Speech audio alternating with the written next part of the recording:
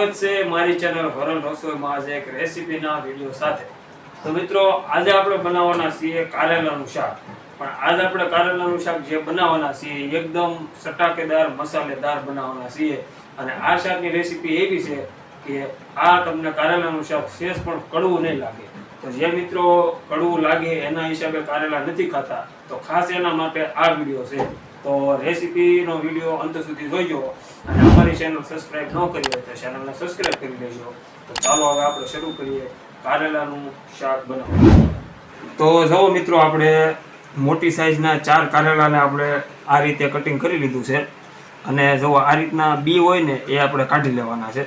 આ કડક હોય તો કાઢવાના છે, બાકી ન કાઢો તો હાલે। આ કૂણા બી છે એટલે આપણે કાઢ્યા નથી। જો કડક બી હોય તો કાઢી લેવાના છે, બરોબર। આપણે આ 4 નંગ કારેલા કાપી લીધા છે, આ રીતે કાપવાના છે। પછી આપણે આમાં આપણે આદુ લસણ અને મરચાંની પેસ્ટ કરી લીધી છે, ખાવણીમાં ખાંડી લીધું છે। આ આપણે 3 મીડિયમ સાઇઝની ડુંગળી કાપી લીધી છે। આપણે મોટું કટિંગ કર્યું છે, ઝીણું કટિંગ નથી કરવાનું, આ રીતે કટિંગ કર્યું છે। અને આમાં આપણે ચવાણું ખાંડી લીધું છે। તો આટલી વસ્તુથી આપણે શાક બનાવવાનું છે। તો હવે સૌથી પહેલાં આપણે આ એક બાઉલ લઈશું અને બાઉલમાં આપણે આ કારેલાના આમાં નાખી દઈશું। તો હવે આપણે આ કારેલા બાઉલમાં નાખી દીધા છે। તો એની ઉપર આપણે થોડીક હળદર ઉમેરશું આ રીતે, અને અડધી ચમચી આપણે મીઠું ઉમેરશું। હવે આપણે આને આ રીતે મિક્સ કરી લેવાનું છે, આ રીતે આપણે હલાવી લઈશું। બધાય આ નંગ જે કારેલાના કટિંગ કરેલા છે પીસ, એની ઉપર હળદર અને મીઠાનું કોટ થઈ જાય ને એ રીતે આપણે હલાવીને મિક્સ કરી લઈશું। જુઓ તમે આ રીતે આપણે હળદરનું અને મીઠાનું કોટિંગ કરી લેવાનું છે।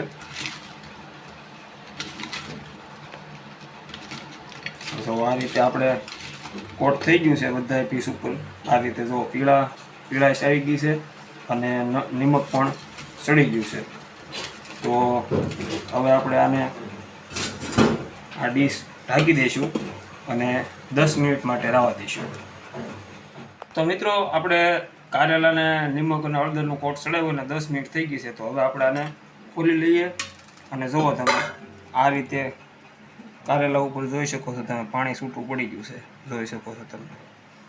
તો હવે આપણે આ બધાય પીસમાંથી પાણી નિતારી લેવાનું છે। તો હવે આપણે આને આ રીતે મુઠ્ઠીમાં લઈશું અને આ રીતે આપણે જો આ રીતે પાણી નિતારી લેવાનું છે। આ કરવાથી શું થાય છે, આની જે કડવાશ રહેલી હોય છે કારેલામાં એ પાણીની હારે નીતરી જાય છે, એટલે કારેલાનું શાક કડવું નથી લાગતું। જુઓ તમે આ રીતે બધા કારેલાના પીસને નીચોવી લઈશું। તો મિત્રો આપણે કારેલાને પલાળ્યા હતા અને એમાંથી પાણી નીચોવી લીધું છે। તો હવે આપણે શાક બનાવવાનું ચાલુ કરીશું। તો સૌથી પહેલાં આપણે ચૂલો ઝીલવી લઈએ। તો આપણે ચૂલો ઝીલવી લીધો છે। હવે આપણે આ મૂકી દઈએ કડાઈ ના, ગેસ આપણે ધીમો રાખશું। તો સૌથી પહેલાં આપણે આમાં નાખશું તેલ, 50 ગ્રામ જેટલું તેલ લઈશું આપણે।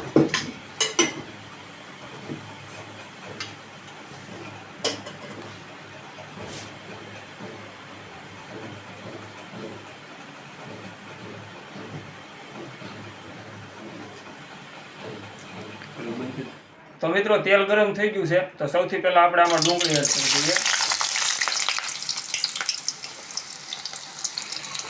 જોઈ શકો છો આપણે ડુંગળી મોટી મોટી કાપી છે અને આપણે ડુંગળીને પહેલાં જેવી તેવી તેલમાં ફ્રાય કરીશું।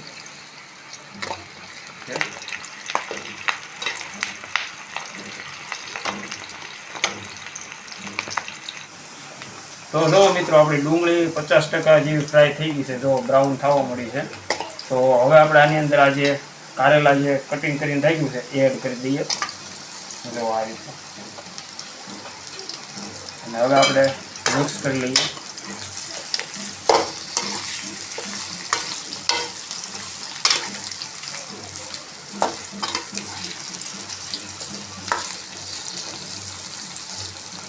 હવે હવે આપણે આ કારેલાને તેલમાં પકાવી લેવાના છે 80% જેવા. તો આપણે હવે આને ઢાંકી દઈશું. મિત્રો 5 મિનિટ થઈ ગઈ છે. હવે આપણે આને ઉગાડું કરી લઈએ.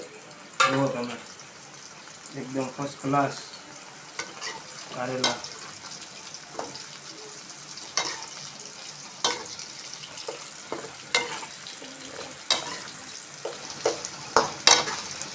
તો મિત્રો કારેલા 50% જેટલા પાકી ગયા છે. તો હવે આપણે આની અંદર જો આપણે આદુ મરચાં અને લસણની જે ખાંડીની પેસ્ટ કરીને રાખી છે ને એ નાખી દઈએ.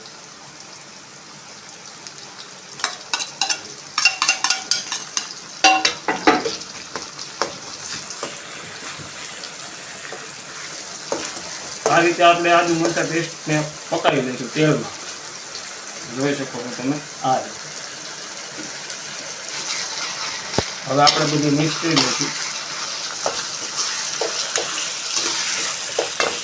તો મિત્રો આપણા કારેલા પણ પાકી ગયા છે, ડુંગળી પણ પાકી ગઈ છે અને આદુ મરચાંની પેસ્ટ જે નાખી એ પણ તેલમાં ફ્રાય થઈ ગઈ છે. તો હવે આપણે આની અંદર મસાલા નાખવાના છે. તો સૌથી પહેલાં આપણે 1 ચમચી લાલ મરચું નાખીશું. ત્યારબાદ 1 ચમચી ધાણા જીરું પાવડર અને હવે આપણે મિક્સ કરી લઈશું.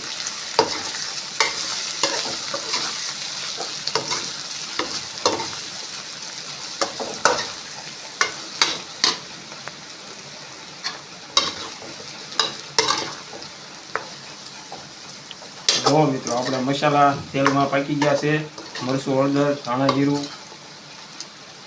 તો હવે આપણે આની અંદર સહેજ અમથું પાણી એડ કરીશું અને મિક્સ કરી લઈએ.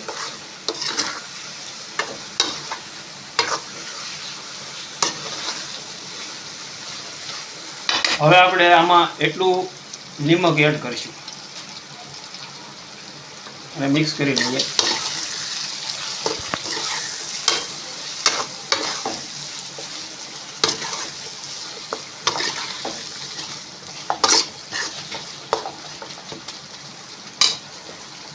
હવે મિત્રો આપણે આ જે સવાણું ખાંડીને નાખ્યું છે એ નાખી દઈશું અને મિક્સ કરી લઈએ. હવે જુઓ તમે એકદમ જોરદાર શાક બની જાય છે. સવાણું નાખ્યા ભેગું તમને એકદમ જોવામાં જ તે ગમી જાય અને ખાવાનું મન થઈ જાય ને એવું શાક બને છે. જુઓ મિત્રો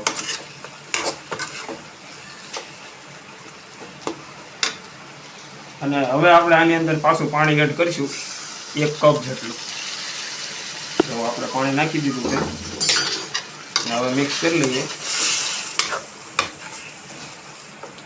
જુઓ તમે જોરદાર જોતા જ ખાવાનું મન થઈ જાય એવું ગ્રેવી વાળું તૈયાર થઈ ગયું છે. પણ હવે આપણે હજી 2 મિનિટ પકાવશું. પછી આપણે હજી એક વસ્તુ આપણે આમાં નાખવાની બાકી છે, એ આપણે લાસ્ટમાં એડ કરીશું. તો મિત્રો જો આપણે પાણી નાખ્યું તો એકદમ કમ્પ્લીટ ગ્રેવી પાકી ગઈ છે. તો હવે આપણે આમાં લાસ્ટ આપણે આ મોરસ ખાંડ નાખી દઈશું. ખાંડ નાખી દીધી અને અડધું આ લીંબુ છે એનો રસ આપણે નીચોવી દઈશું આમાં.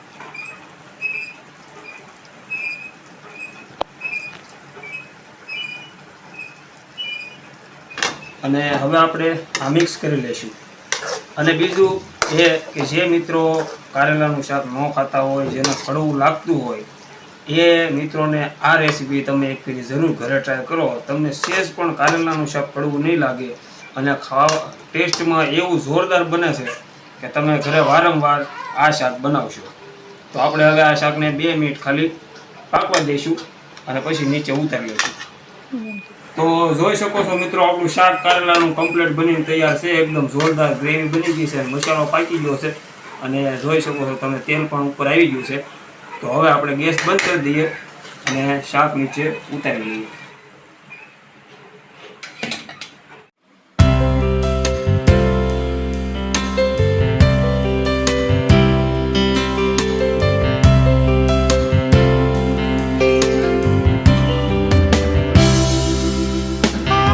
તો જુઓ મિત્રો તૈયાર છે આપણું મસાલેદાર અને સહેજ પણ કડવું ન લાગે તેવું કારેલાનું શાક.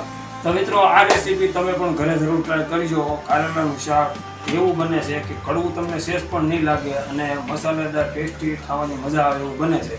તો તમે પણ ઘરે જરૂર ટ્રાય કરજો અને રેસીપી કેવી લાગી કોમેન્ટમાં ખાસ કહેજો. વિડીયો ગમ્યો હોય તો વિડીયોને લાઈક કરો. ચેનલ ઉપર પહેલી વાર વિડીયો જોઈ રહ્યા હોય તો ચેનલને સબસ્ક્રાઈબ કરી દો. તો મળીએ બીજા રેસીપીના વિડીયો સાથે. ધન્યવાદ.